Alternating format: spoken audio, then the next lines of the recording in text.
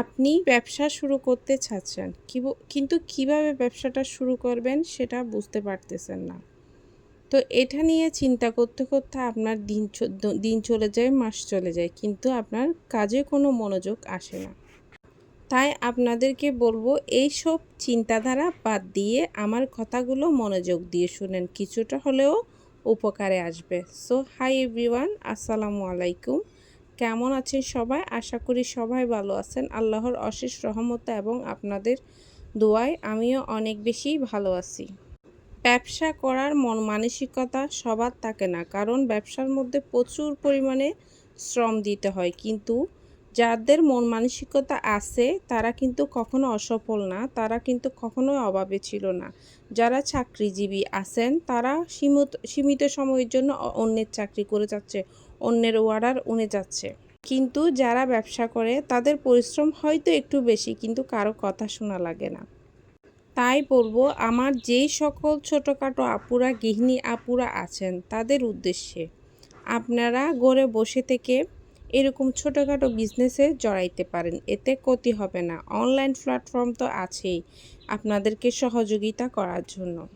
কখন একটা দোকান নেবেন, কখন ব্যবসাটা শুরু করবেন, এই চিন্তাধারাটা একদম বাদ দিয়ে দেন। অনলাইনে শুরু করে দেন, শুরু থেকে শুরু করে দেন। চিন্তা করতে করতে যারা ওভার থিঙ্কিং মানে বেশি চিন্তা করে তারা কিন্তু কোনো কাজেই মনোযোগ দিতে পারে না। চিন্তা বাদ দিয়ে কাজটা যেটা শুরু করতে চাচ্ছি এটা শুরু করেই ফেলবো, তাই না?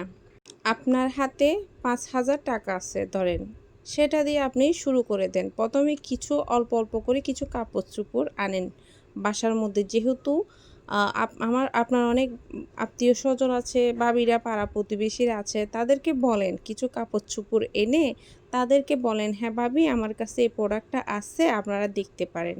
ওনারা আসবে, দেখবে, পছন্দ হলে নিবে। ওদের নিডটা বুঝবেন, প্রথমে আপনার পছন্দ মতো পোশাক আশাক আনবেন, তারপরে ওদের নিডটা জানার চিন্তা করবেন, মানে চেষ্টা করবেন ওরা কি চাচ্ছে, ওদের কি পছন্দ বা কি প্রয়োজন সেটা জানার পরে সেভাবে আপনি ব্যবসাটা কন্টিনিউ করতে পারবেন।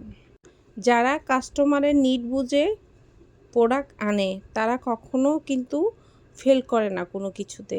আপনার আরও একটা কাজ করতে পারেন, যদি আপনি সেলাই কাজ জানেন, ঘরে বসে সেলাই কাজ করেন, পাশাপাশি আপনি কাপড় সেল করেন। আপনার কাছে যারা কাপড় নিতে আসবে তারা আপনার থেকে পোশাক আশাক কিনবে, এতে আপনার লাভ হচ্ছে, তাই না? সমানে দুইটা ব্যবসা চলতেছে, তাহলে ঘরে বসে থেকে আর লাভ কী? আপনারা সবাই বিজনেস করেন এবং মনোযোগ দিয়ে বিজনেসটা করেন। আর কোথা থেকে প্রোডাক্ট আনবেন, কিভাবে আপনি সেল করবেন, আরও এই ধরনের অনেক টিপস আমি আপনাদেরকে দিব আস্তে আস্তে। যেহেতু আমি ফার্স্ট টাইম ভিডিওটা মেক করছি, এটা নিয়ে বলতে ভাবতেছি এটা আর কি আমি বিজনেস করতেছি দেখে আমার আফুরাও মানে আগ্রহী হয় কি না। কারণ আমার মতো অনেকে আফুরাই তো আছে যারা বিজনেস করতে চাচ্ছে বা পারতেছে না, কোনো টিপস পাচ্ছে না, কোথায় থেকে পোশাক আনবে সেটা বুঝতেছে না, কিভাবে সেল করবে সেটা বুঝতেছে না। তো তাদের জন্য তো আমি আছি, তাই না? আমি দীর্ঘ 8 বছর ধরে বিজনেস করতেছি, আলহামদুলিল্লাহ আমি ভালোই আছি বিজনেস করে। তো সেই ছোটোখাটো টিপসগুলো আপনাদেরকে দিব। তো যদি ভালো লেগে থাকে অবশ্যই একটা ফলো দিয়ে যাবেন।